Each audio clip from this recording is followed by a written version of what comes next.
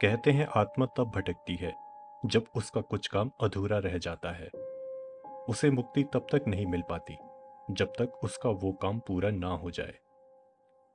कई बार हमें सुनने में आता है कि कोई पुराना घर, महल या किला सैकड़ों सालों से किसी आत्मा का घर आज भी है। पर हर आत्मा के पास इतना समय नहीं होता। कुछ आत्माएं ऐसी होती हैं जो भटक रही हैं इंसाफ की आस में, और जब उन्हें समय से इंसाफ नहीं मिल पाता तो वो खुद बदला लेने के लिए डेस्परेट हो जाती हैं। इन्हें वेंचफुल स्पिरिट कहा जाता है। ये आत्माएं हर उस शख्स को नुकसान पहुंचाती हैं जो उन्हें उस व्यक्ति की याद दिलाए जिससे उसे बदला लेना हो। विकास के साथ हुआ ये हादसा एक ऐसी ही कहानी है।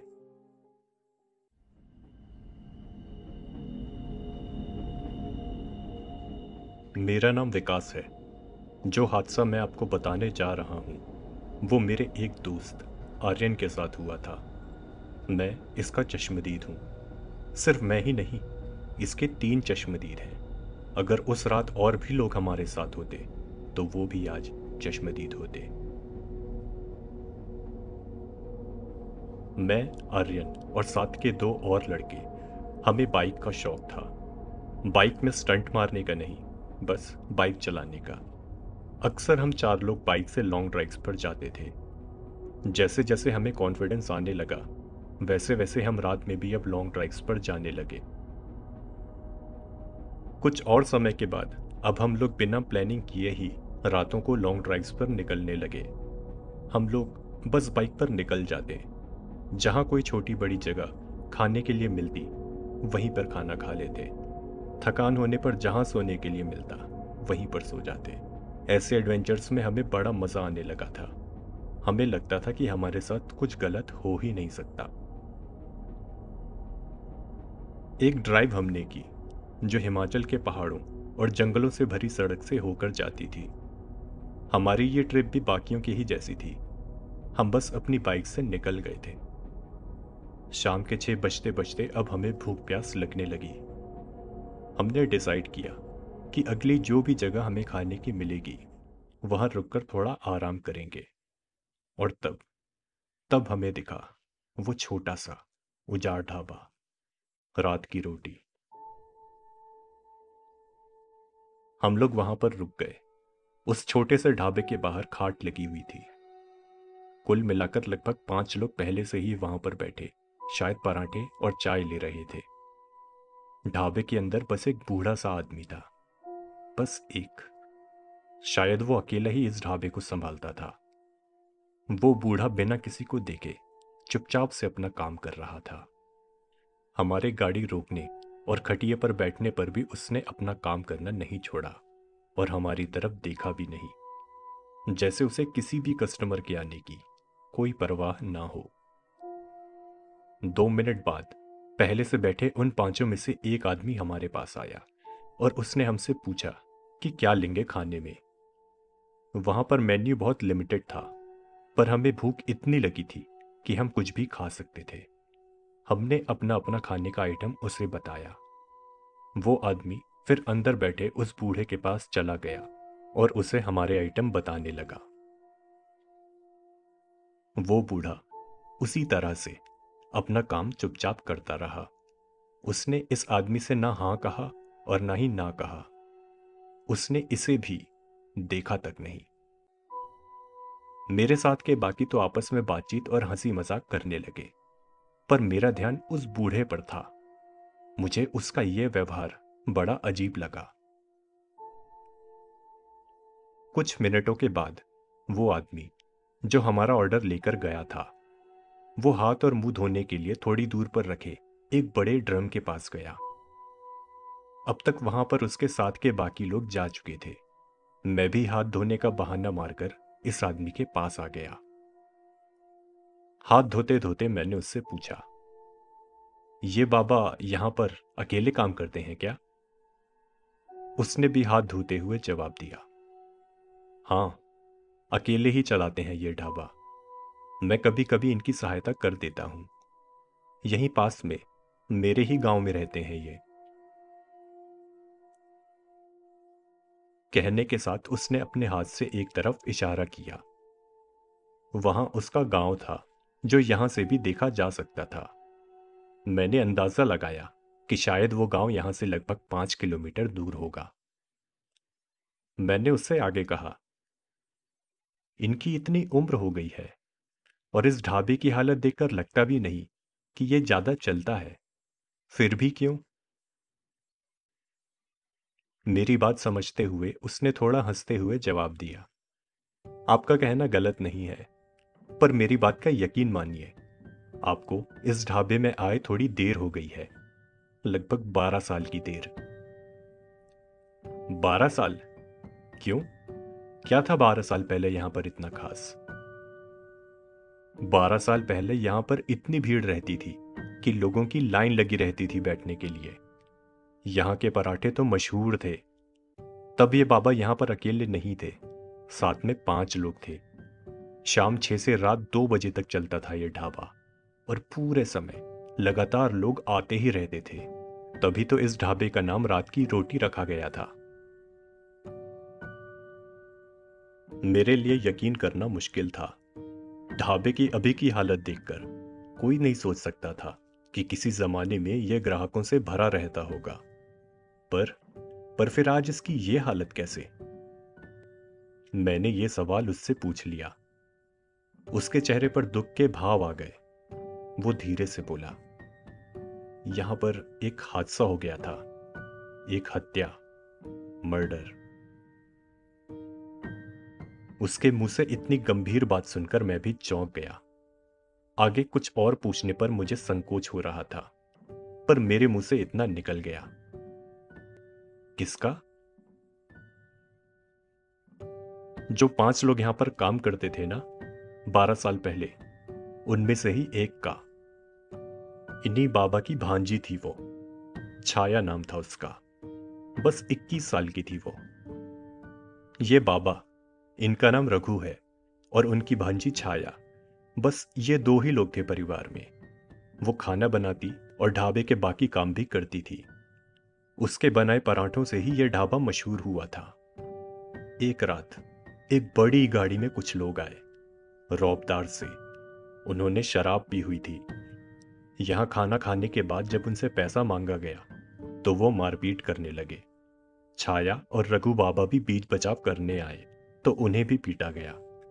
बाबा ने तो कह दिया कि मत दो पैसा, लेकिन किसी और को मत पीटो और यहां से जाओ। पर उनमें से एक, जिसने सबसे ज्यादा शराब पी थी, वो इतने गुस्से में था कि अंदर ढाबे से एक चाकू लेकर आया और छाया को वहीं पर मार डाला।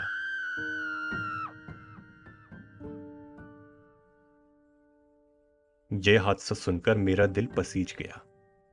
बेचारे बाबा, जरूर वो लोग ऊपर तक पहचान रखते होंगे, वरना किसी की इतनी हिम्मत कहाँ होती है। ये बूढ़े गरीब बाबा देखने और चुपचाप सहने के अलावा कुछ नहीं कर पाए होंगे।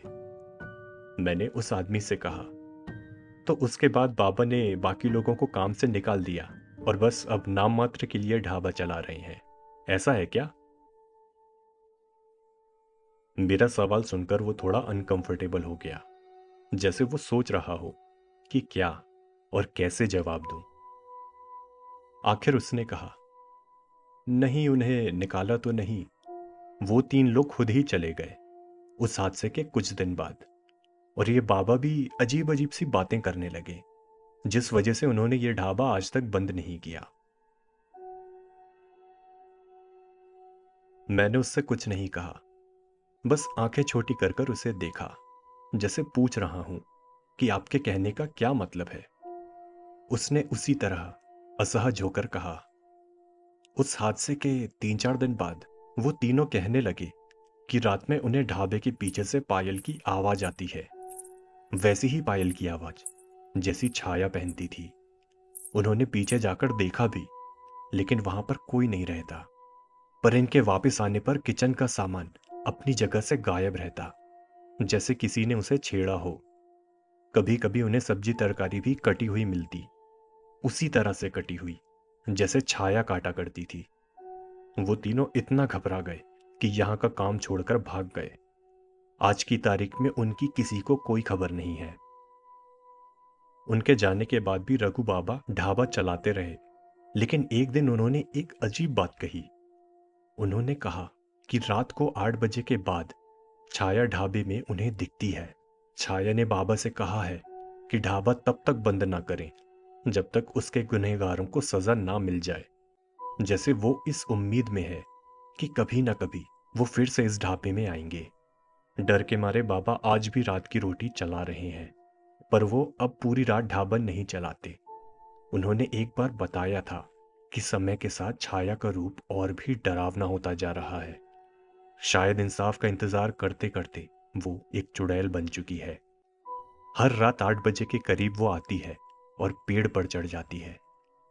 वहां पर बैठे वो लोगों को देखती रहती। अगर कोई ग्राहक ना हो तो वो बाबा को ही घूरा करती, एक डरावनी शैतानी मुस्कान के साथ। इसीलिए बाबा अब रात 8 बजे तक ढाबा बंद कर देते हैं। उसकी बात सुनने के बाद मेरा मुंह खुला का खुला रह गया। भले ही ये सब सच ना हो, पर उसके बताने का तरीका इतना जीवंत था कि मैं इन सब की कल्पना करके ही डर चुका था। हाथों को पोंछते हुए मैंने उससे बस एक आखिरी सवाल किया, क्या क्या आपने कभी ये सब महसूस किया? उसने संभलकर हंसते हुए कहा, जी नहीं, आज तक तो नहीं, और कोशिश करूंगा कि हो भी ना। ये सब सच है या नहीं, मुझे तो पता करने में कोई दिलचस्पी नहीं। मैं अपने दोस्तों के पास वापस चला गया और खाना शुरू करने लगा। वो आदमी भी वापस बाबा के पास चला गया और उनके जल्दी जल्दी काम खत्म करने में हाथ बटाने लगा। शायद कुछ ही देर में ढाबा बंद करने का वक्त हो रहा था। खाने के दौरान ही मेरे मुंह से ढाबे के बारे में ये सब बातें निकल गई। ये हादसा सुनने के बाद जहां बाकी सभी बाबा के लिए बुरा महसूस कर रहे थे, वहीं आर्यन को ठिठोली सूझ रही थी। वो ढाबा बंद होने के बाद यहां पर वापस आने के लिए अड़ गया। हमने उसे बहुत समझाया कि यहां रुकने से हमें देर हो जाएगी, फिर शायद सोने के लिए कोई जगह भी ना मिले। जब वो सीधे तरीके से नहीं माना तो उसे लाखों गालियां भी दी, पर वो तो जिद पर अड़ चुका था। आज तो छाया के हाथ का एक पराठा खा के जाऊंगा। वो इस तरह के मजाक करने लगा। किसी तरह हमारे साथ का एक और लड़का भी उसकी बातों में आ गया और वो भी यहां वापस आने के लिए राजी हो गया। आखिरकार हमने फैसला किया कि हम वापस आएंगे, पर सिर्फ 15 मिनट के लिए। सभी इसके लिए सहमत हो गए। सच कहूं तो उस समय मुझे असली डर रात में सुनसान जगह पर अकेले होने का था। उस आदमी से सुनी कहानी से इतना तो समझ लिया था कि रात को यहां पर कैसे कैसे लोग आ सकते हैं और क्या क्या कर सकते हैं। 8 बजने के कुछ मिनट पहले हम ढाबे से निकल गए। मुझे याद था कि यह ढाबा 8 बजे तक बंद हो जाता है। निकलकर हम कुछ दूरी पर ही रुक गए और इंतजार करने लगे। हमारा प्लान था कि रात 8:30 बजे के बाद वापस ढाबे पर जाएंगे। उम्मीद है उस समय वहां पर कोई नहीं होगा। 8:30 बजे हम वापस ढाबे पर पहुंचे। वो ढाबा अब बंद था। रात के सन्नाटे को सिर्फ झिंगुर या उल्लू की आवाज बीच बीच में तोड़ रही थी। अगर ये आवाजें भी ना हो रही होती तो फिलहाल ये जगह कब्रिस्तान को टक्कर दे रही थी। आर्यन बाइक खड़ी कर बेपरवाही से जाकर खटिया पर बैठ गया। उसने हमें भी आने का इशारा किया। हम तीनों धीमे कदमों के साथ उसके पास खटिया पर बैठ गए। आर्यन और बाकी के दोनों आपस में हंसी मजाक करने लगे। मैं चुपचाप रहा। कुछ तो था यहां पर जो अब अलग सा लग रहा था, पर वो क्या था मैं ठीक ठीक से नहीं बता सकता था, कम से कम उस समय तक तो नहीं। थोड़ी देर में मुझे समझ में आया कि अब यहाँ का माहौल अलग क्यों लग रहा है। वो झिंगुर और उल्लू की आवाजें, वो भी अब बंद हो चुकी थी, रहस्यमय तरीके से, जैसे वो चुप हो गए हों किसी चीज के डर की वजह से। रात के सन्नाटे को अब बस इन्हीं तीनों की आवाज तोड़ रही थी। उस समय अगर ये तीनों भी चुप हो जाते तो इतना सन्नाटा था कि रगों में बहते खून की आवाज भी सुनी जा सकती थी।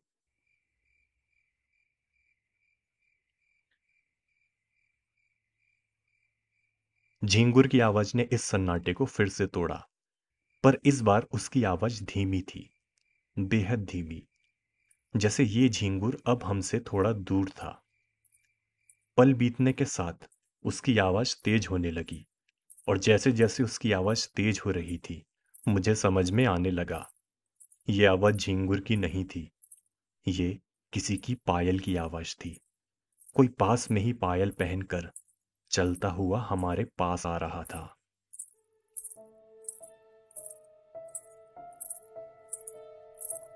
बाकी तीनों को भी एहसास हो गया कि ये आवाज पायल की थी।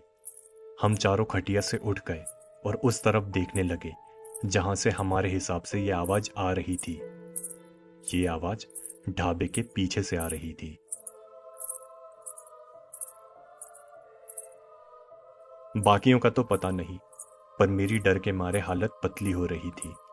मैं धीरे धीरे पीछे हटने लगा, अपनी बाइक के पास जाने के लिए।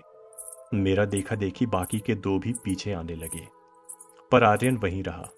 उसने हमें पीछे हटकर जाते देखा तो बोला, अरे कोई मजाक कर रहा है हमारे साथ। वही आदमी होगा जिसने ये कहानी सुनाई। तुम लोग यहीं रुको। कहने के साथ आर्यन फोन का फ्लैश जलाकर ढाबे की तरफ बढ़ने लगा। हम तीनों उसे देखते रहे, ना ही कुछ कहा ना किया। उसे रोकना चाहिए या नहीं, उस समय हमें ये तक नहीं सूझ रहा था। आर्यन ढाबे के पीछे देखने लगा। वहां पर कुछ भी नहीं था। वो पलटकर हमारी तरफ आने लगा। हमारी तरफ आते हुए वो कुछ कुछ कह रहा था, पर मैंने बस इतना सुना, कमाल है, यहां पर तो कोई नहीं है। मुझे पक्के से लगा था कि पीछे कोई तो है। जो कोई भी था, बड़ी ही चालाकी से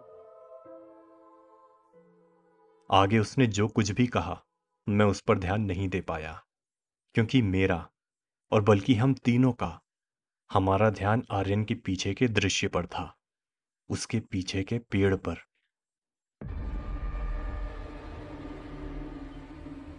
आर्यन के हमारी तरफ पलटते साथ उसके पीछे के पेड़ से एक आकृति निकली, बेहद बेहद डरावनी।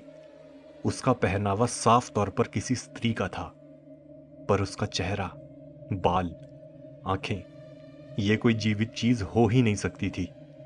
वो पेड़ के पीछे से निकलकर चुपके से एक डरावनी मुस्कान लिए आर्यन के ठीक पीछे आ गई। हम तीनों ही डर के मारे अकड़ चुके थे। आर्यन ने हमारा डरा हुआ चेहरा सवालिया आंखों से देखा। आखिर हमारे साथ का एक लड़का चिल्लाया, आर्यन, तेरे पीछे, भाग। आर्यन झटके से पीछे पलटा, पर उससे भी तेजी से उस चुड़ैल ने एक हाथ से आर्यन की गर्दन दबोच ली। उसने आर्यन के चेहरे को घूर कर देखा, फिर पलटकर उसे लेकर उसी पेड़ के पास जाने लगी। इस पूरे समय आर्यन की गर्दन उसने अपने एक हाथ से पकड़ी हुई थी। वो उसे इतनी आसानी से लेकर जा रही थी जैसे हम एक हाथ से तकिए को पकड़कर घसीटकर ले जाते हैं। पेड़ के पास पहुंचकर उस चुड़ैल ने उसकी गर्दन को अपने मुंह से पकड़ा। उसके पैने और लंबे दांत आर्यन की गर्दन में घुस गए। उसकी चीख से पूरा इलाका गूंज उठा। हमारा ध्यान भी उसी चीख से टूटा। आखिरी नजारा जो हमने देखा, वो चुड़ैल आर्यन की गर्दन मुंह में दबाए उसी पेड़ पर चढ़ रही थी, अपने दोनों हाथों और पैरों से। हम तीनों बाइक लेकर वहां से भागे। पास का गांव मुझे पता था। हम सीधे वहीं पर पहुंचे। अभी 9:30 बज रहे थे, तो गांव में लोग बाहर ही मिल गए। हमने उनसे सारी बात बताई। 15 से 20 लोगों के साथ हम वापस ढाबे पहुंचे। ढाबे के पास का माहौल बिल्कुल शांत था। झींगुर वापस से आवाज कर रहे थे। उल्लू भी बीच बीच में उनका साथ दे रहे थे। ये ठीक ऐसा लग रहा था जैसे शरारत करने के बाद अब ये जगह मासूमी का दिखावा कर रही हो। हिम्मत करके हम लोग उस पेड़ पर पहुंचे जहां वो चुड़ैल आर्यन को लेकर चढ़ी थी। अंधेरे में जितना हो सका हमने ऊपर देखा। आर्यन का ऊपर भी नामो निशान नहीं मिला। हारकर हम लोग भी गांव वालों के साथ गांव में ही चले गए। अब आर्यन की तलाश सुबह की जा सकती थी। सुबह तक इस घटना की जानकारी पुलिस को भी मिल चुकी थी। आर्यन को ढूंढने में उन्होंने भी हमारा साथ दिया, पर अनमने भाव से, जैसे उन्हें उसे ढूंढने में दिलचस्पी नहीं थी, जैसे उन्हें यकीन था कि वो अब नहीं मिलेगा। मैंने सुना तो नहीं, लेकिन देखा, पुलिस वाले उस ढाबे वाले रघु बाबा से कुछ कह रहे थे। वो बाबा पुलिस की बात भी उसी ढंग से सुनता रहा, बिना किसी भी प्रकार की प्रतिक्रिया दिए। फिर पुलिस वाले हमारे पास आए, हमसे कहा कि आर्यन का कुछ पता चलने पर हमें नोटिफाई करेंगे, और हमें भी जाने के लिए कह दिया। मुझे उस शाम को पता चला कि आर्यन यहां से गायब होने वाला पहला नहीं, बल्कि तीसरा इंसान है। उसी की तरह पहले भी 2 लोग उस ढाबे के पास से गायब हो चुके हैं, और उनका भी कोई सुराग नहीं मिला। पुलिस को भी शायद यकीन आ चुका था कि इन सब के पीछे किसी सुपरनैचुरल चीज का हाथ है। इस ढाबे पर 1 कत्ल और 3 गुमशुदगी हो चुकी है। अपने ऊपर इन्वेस्टिगेशन के दबाव को हटाने के लिए उन्होंने रघु बाबा से यह ढाबा ही बंद करने के लिए कहा था। जितना मुझे पता चला, उसी दोपहर को बाबा भी सब कुछ छोड़कर चले गए। वो कहाँ गए, ये किसी को नहीं पता चला।